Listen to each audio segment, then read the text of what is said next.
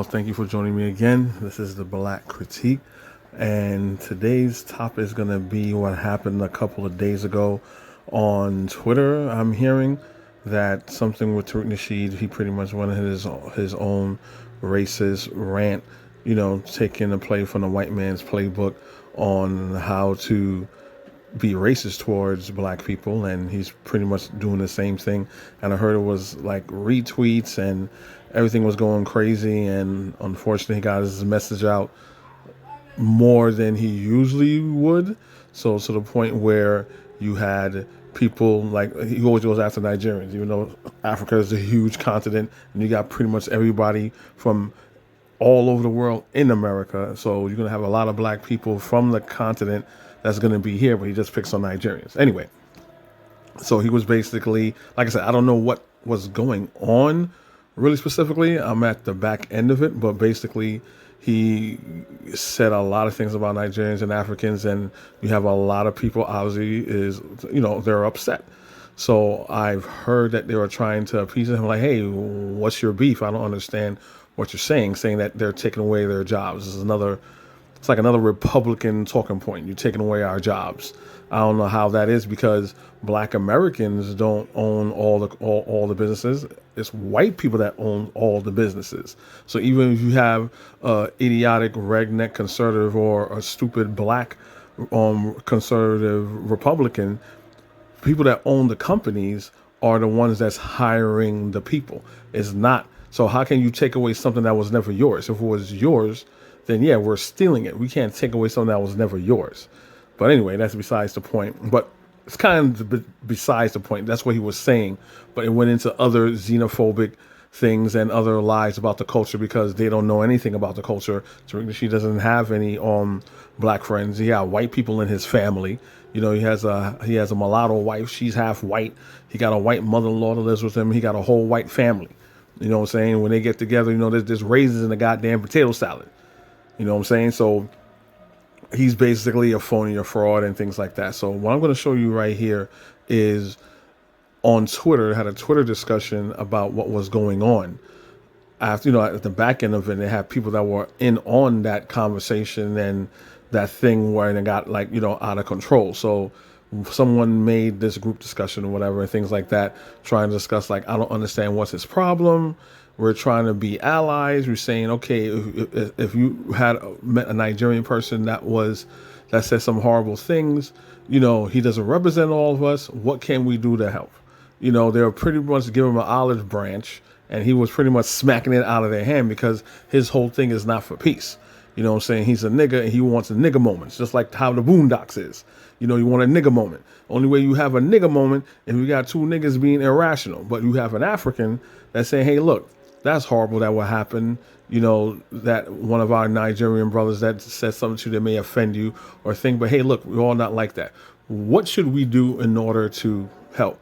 Smack that olive branch out of the hand because he's a nigga and he wants a nigga moment to keep on happening so he could keep pointing the finger, right? So without further ado, I'm going to show you the interaction that we had. I was on there also, gave my 2 cents and to let them know who Tariq Nasheed really is. So without further ado, here it is. Please remember to like, share, and subscribe. C-suite, the C-suite jobs, they're loving this. They're loving that we're pinning each other. We're fighting in between our race, and they're just milking our talent. Every single industry is almost run by black people and black talent, but we never get the benefit of it. So I would advise, especially now where we're at the point where the message has been 2020, go and vote, go out. Black people showed up in numbers, and the same problems that we see that are prevalent is we just make the president the figurehead of everything all the time. And it's like a lot of these people that voted in institutional racism when it came to legislation, a lot of these people are still in Congress. And we don't pay enough attention to um, local, senatorial, gubernatorial elections. Congressmen, there's like no lifespan or a cutoff for these people, and they just continue to run their regime. And I don't care at this point who you put I'm there on as the phone. president, What is it? because if you have a Republican base I that didn't is say saying anything to we're going you. to do everything to try to not allow Joe Biden to run anything in office, I mean to um, pass any big legislation, Okay, okay, okay. the I'm doing Republicans have something. shown their Close true the door. colors, Y'all make you too much know. noise. Even with So the door if we closed. actually want Go change, cook dinner. let's just be Bye. serious here and be um, Close the door. tackle the problem head on here, because the infighting is just not going to get us anywhere. It's just the easy way out. And a quick thing I want to say about the the problem that comes with being African and also, Black American, so to speak. Everybody has echoed the sentiment, and we all understand. You know, slaves are brought here in Africa. Everybody understands that, and the ones that stayed, descendants from different generations, obviously have stayed here and created a life here. Those people understand institutional racism in this country. The disconnect is, the my mom's generation of the world that came here. Um, it's not really ignorance, as um, the gentleman was talking about. There's not a lot of time for them to have um, learned about all this history. So to me, I don't think it's ignorance, because a lot of them had to survive, and people have touched upon. My parents, for example, had to work two jobs, a lot of double shifts. My mom worked her way up to try to be an RN, to just be able to put us in a community that was able to afford to put us in a good school, for example, just like any family would want. So um, I would say to that is, um, a revolve around that issue. We should definitely try to encourage people like me, who's 24, and definitely the younger generation, that there's no excuse now. We have so many resources to learn at one tap of a finger. So that is the key to solving this issue between Africans and Black Americans. It's just an issue of no not enough education between both sides. Nobody looks down on anybody if we actually understand where each other came from and respect that. You know what I mean? So that's what I have to say to those points. And ultimately, we should have these discussions, because a lot of times it's hard to make that practical difference. But here's where you start the grassroots sort of movement, so that people can actually learn and Brother, not stay hold on ignorant. a second. And because people only, for example, it's easy for Black people to come together on an issue if it drastically affects them, aka the George Floyd situation. There wasn't time to be infighting about, was Africans versus Black. It wasn't that. It's We don't always have to wait for something tragic to happen to realize it doesn't matter if you're African, you're Black American, you're light skinned. Ultimately, the white person sees you the same way under um, the way the laws have been made. So once you get that at face value, having all these conversations about, are they taking resources, or pinning each other against us, it's not worth it. It's only just adding the fuel to the fire, which they wanted to create. Keep it burning so that we don't advance, so that people would just keep their head in the sand and not really educate themselves.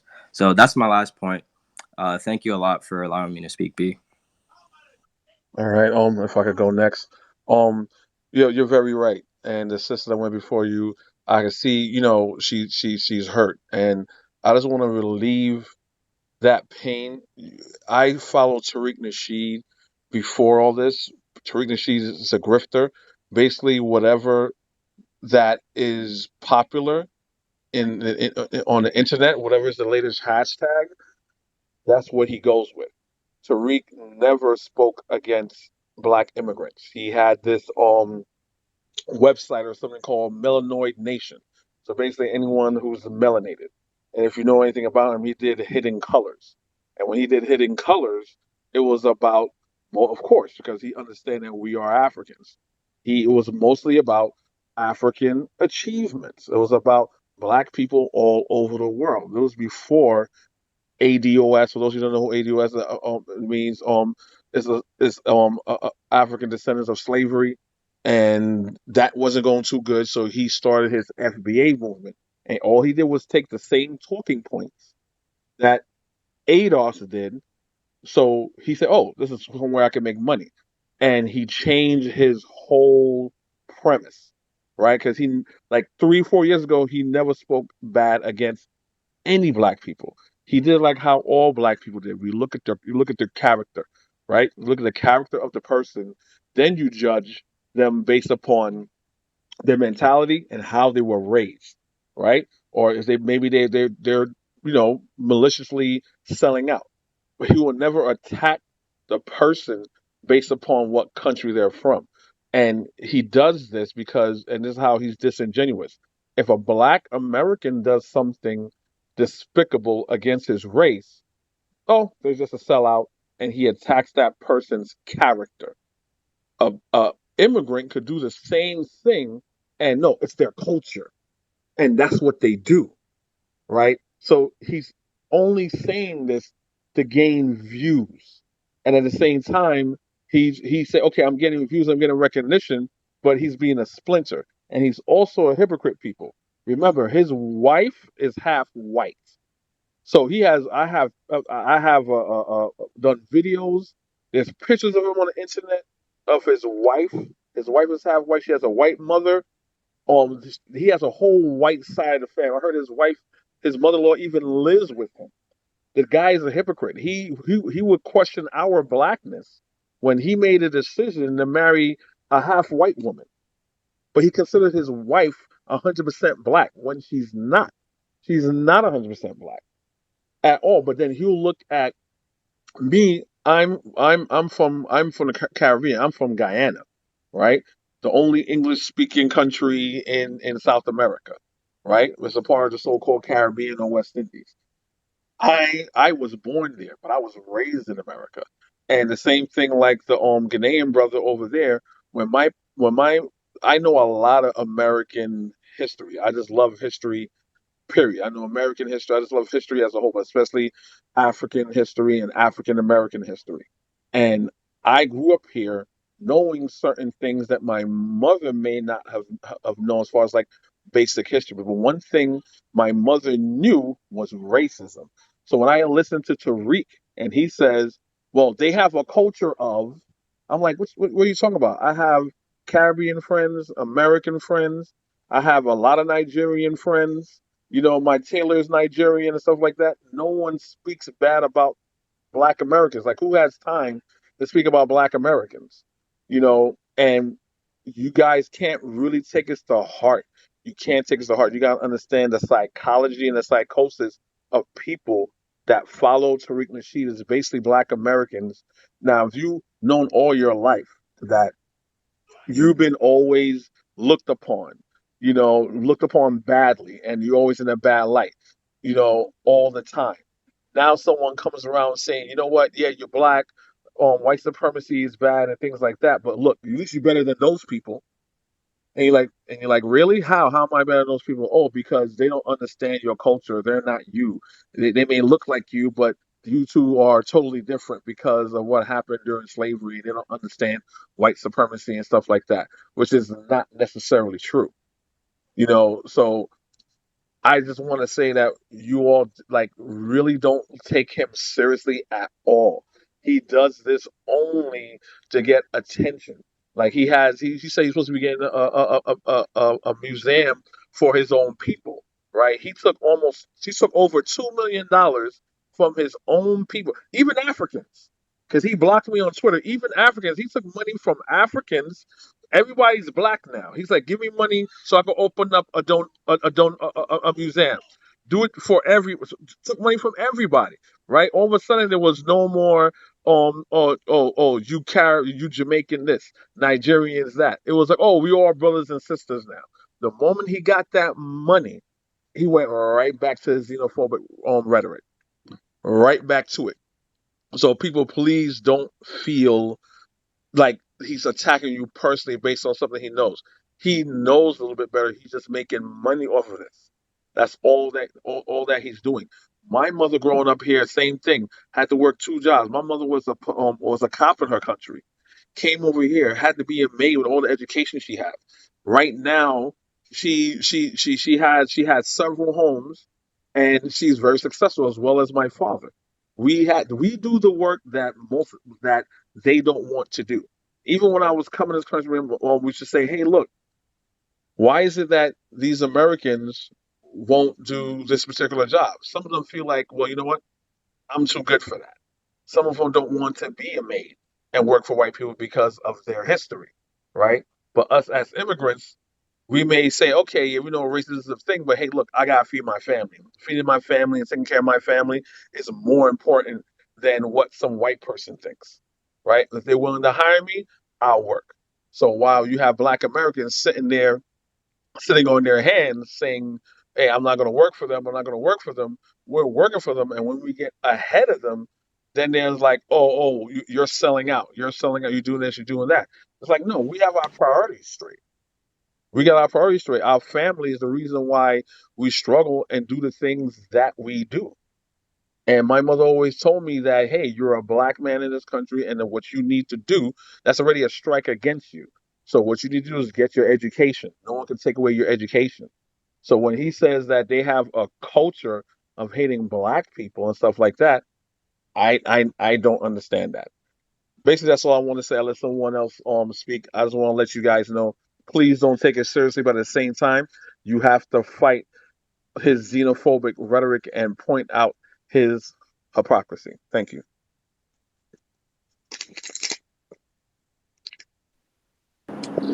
Who else wants to speak? Mm. I could keep going if anyone else wants to, while you get somebody else. Okay, we can get Layla to speak. Cool. You gonna let me go? Or you get Okay. somebody else. I'm sorry. Okay. I'll make it brief. So I spoke earlier. So I think we've said a lot. I think like what can we do?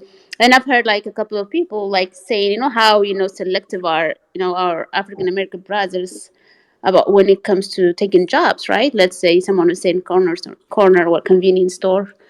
Yeah. So immigrants may take those jobs and they go to school at the same time. They study at their workplace and they succeed, like they move on. That could be like a step they have to take to move to get to achieve what they've dreamed of when they come to America. So they yeah we many people do that, like they do babysitting stuff, like things our American sisters brothers from here won't even think of, right? So, and that's, I mean, we can really dissect this all, the going school or the computing out the job, like it has so many factors. It's very, very complicated, right? If someone is not applying for school, how are you going to get it? If you don't qualify for a job, how are you going to get it? So it's like so many things, right? Apparently Steve Jobs was, I believe, a son of an immigrant, Syrian immigrant, and we have Elon Musk, right? I mean, those people succeeded here because America didn't have those people here, right? So I mean, we can debate about this like it's endless from my perspective, but what can be done, right? What can be done like to fix? Like, okay, we say inner city schools are broken, right? Which is putting a lot of African American Black children behind on not being competitive in a lot of like avenues. So what can be done? So like I think it's good to talk about solutions. How can we fix a lot of stuff as a community, like things that are affecting us collectively, versus debating, just going back and forth. Really, it's not gonna help, right? Like my sister from Nigeria said earlier. Yes, I was on that space at least for 5 hours. Yeah, so yeah, I understand. We understand a lot of the struggle, but when someone is coming at me like being so offensive and disrespectful, yeah, I lack the interest of like even listening to anything after that, right? There was so much insult and so that's not going to get anybody anywhere. It's not going to solve any problems, right? Yes, as immigrants, we have to educate ourselves. We have to we know maybe the basics of the struggle African the struggles African Americans went through. We didn't leave it, like, we don't need, like, we don't know, like, and, yeah, there's a lot of systemic racism, a lot of stuff, right? Like, a lot of struggle this, community, they face, which, some of that we share also. But we can focus on, what can be done, right? What can be done, how can we help our community Nancy, to can I grow? cut Yeah, in real quick and ask you one sure. question? Go ahead, yeah. Uh, so, what Tariq did was he tweaked with our egos. Uh, can we at least give him a credit that we are talking today because he brought up that issue, and he's a very seasoned debater, by the way. He understood what No, was I'm not gonna happening. give him that He credit. You did know it what? for clout. No, What? no, the No, debater part. what Listen. Oh, okay, go ahead. I'll let you finish, and I'll say. okay. So what I understood from what he did was he was going on, and then uh, we were not innocent too because there were a lot of African migrants brothers that came and said like we go to school, we earn this. It's like they rubbed it in his face too. But he understood the levels of listeners that are rising by the hour. So he kept at it. He tweaked with their egos, and today we're talking about black issues because of that. I'm just saying. Okay, the debate part. Let me see. From the point on, I started listening. There was no debate part, right? I got a chance to get a speaker as soon as I introduced myself and said, because he was saying, oh, the diaspora community, they're not open to get to know us, right? I was like, okay, I just started a sentence saying, oh, it goes both ways to me. Like, there should be Yeah. openness from both sides, right? So he Yes. cut me there. He didn't want to, like, he was, But the title was about them. It's not about us. We made it about us, and no, we were because defensive about it. he was saying a lot of stuff. He was saying a lot I of stuff. know, So, yeah. I know, but I mean, did you understand what I'm saying? Like Yeah, but the the question title also, was it was concerning how we are helping the Black Americans in America, no, I and answered that question. we didn't answer that. We were running around the bush, No, no, no, and no. I then answered. I answered that question. I answered that we contribute because I said, like, as immigrants, we come and we work and we contribute to the yes, economy. So, I mean, as we should, as right? yeah, As we as should, yes, yeah. I mean, I that's answered that normal. question. No, this was after that. I answered his question, regarding the topic of discussion, but beyond that, he was not like letting anybody say anything. So he's not a Yes, debater. He was, because he but hosted a space. He was. I have to agree with you that. do understand Tariq why Nasheed is he not a did that, right? debater. If you ask Oh Can I Tariq, no. go? Can I go? Because I've been waiting Oh, patiently okay. for Sorry. forever. Okay, let me. No, Yeah, no. I'll finish quick. Yeah, I'll make it quick, and Mhm. I won't have much to say. But I'm not gonna give him the fact that he's a debater. But he was just insulting people, taking them off of speaker whenever he did. He's not hearing what he wants to hear. That's not a debater. He hosted a space. People come back. I think people were more curious about, well, why are this many people here versus, more than that, the topic. That's what that was my impression of it, Liz. Thank you. That's all I have to say. Okay. I am Black American, and I'll kind of react or remark on some things that were said previously. Firstly, ADOS stands for American Descendants of Slavery, not African Descendants of Slaves. It is an organization. It's still around. It's still very much active and successful. FBA is not an organization. It's a movement. Um, and Tariq is the head of it. Although I don't agree with everything that he says or the way that he goes about it, I absolutely 100% support the sentiment. Um, Immigration does not help Black Americans in any way at all. It's detrimental. It leads to displacement. It leads to gentrification of our neighborhoods. It leads to limited resources, um, and just overall benign neglect from our government. Uh, when it to address Black immigrants specifically, a lot of the times companies and institutions use the diversity quotas that Black Americans fought for, like the like affirmative action. They use that to then ship in cheap Black labor instead of hiring Black Americans, which those programs were specifically created for. So, in essence, they're using Black immigrants to undercut Black American labor.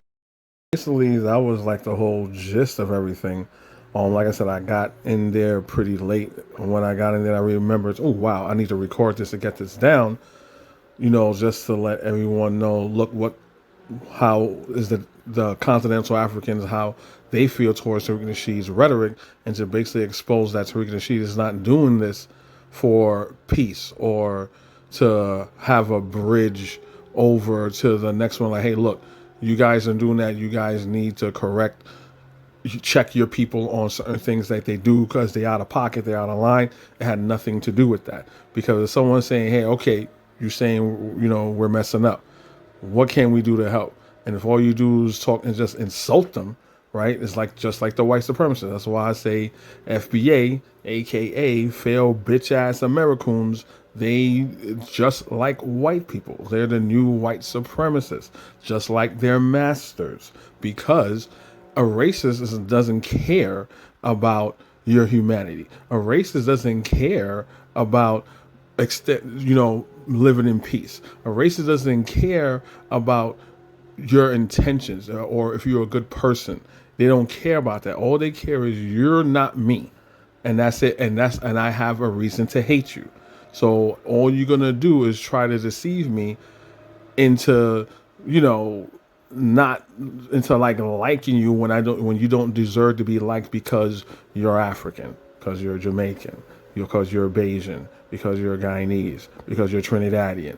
All this is just xenophobic, racist behavior. I'm saying it's a little bit more racist and xenophobic.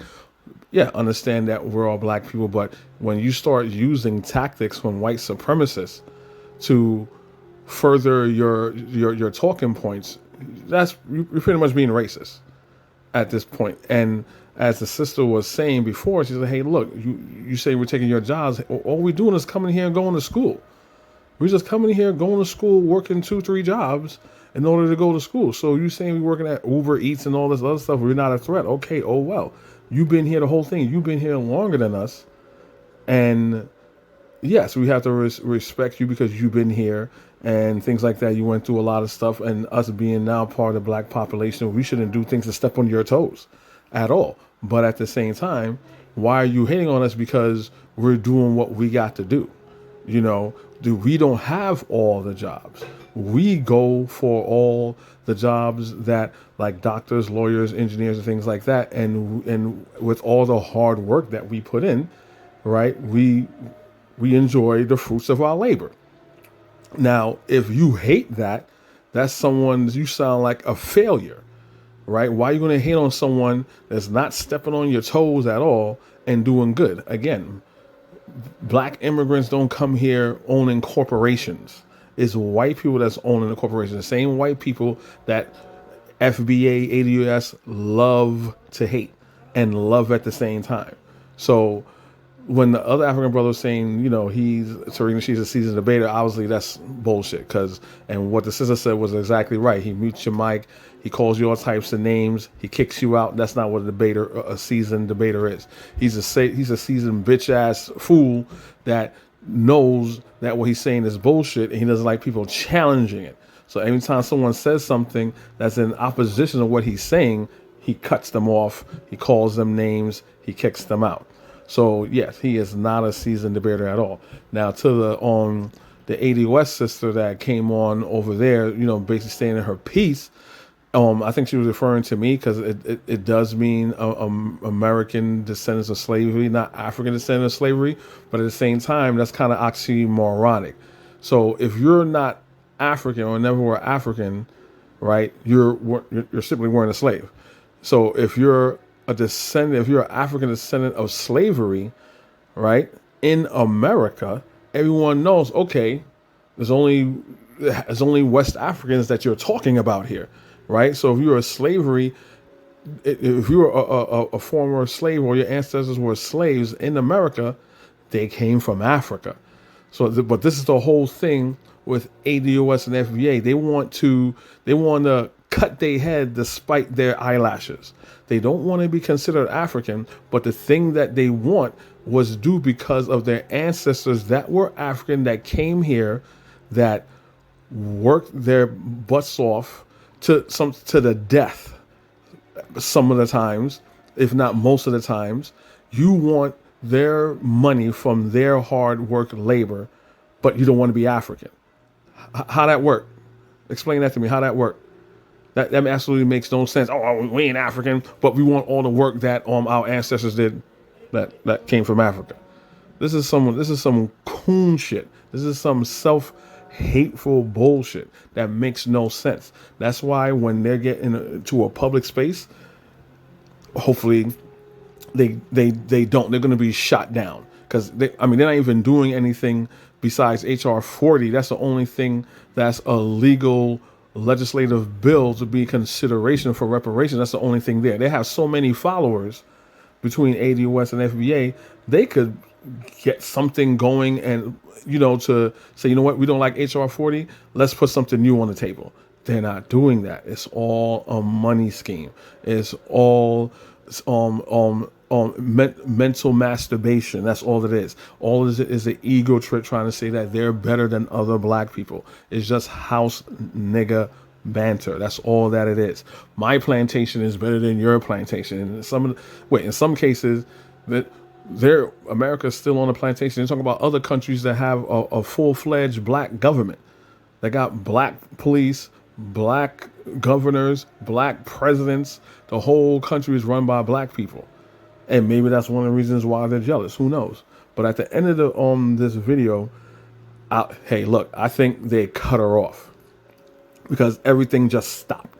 And I'm like, oh, come on now, because I had so much questions for her.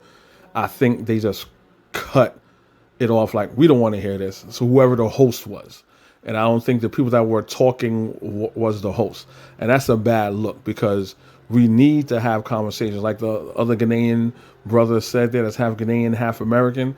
He said, hey, look, we need to have more conversations like this so there could be an understanding between our two groups because we have more similar things, right, than we have more things in common than we don't, right? Once we're in this country, we're all the same. White people look at us all the same. Even Tariq Nakoon, before he got on this FBA shit, he used to say, hey, they look at all of us like one big nigga. They don't care if you're American. They don't care if you're African. They don't care if you're from the South. They don't care if you're from the North. They don't care if you're Republican. They don't care if you're Democrat. They don't care if you're rich. They don't care if you're poor, right? Like Jay-Z's song said, OJ, you know what I'm saying? Rich nigga, poor nigga, whatever. You still nigga. You know what I'm saying? So I think what they did it just looks bad. If it was technical difficulties and it dropped, that's bad. If they purposely just disconnected because they didn't want to hear her side, that's also bad because you're just doing what Tariq does. So I'm just gonna end it here. Hope you enjoyed it. Please remember to like, share, subscribe, and please let me know what do you guys think in the comment. Thank you.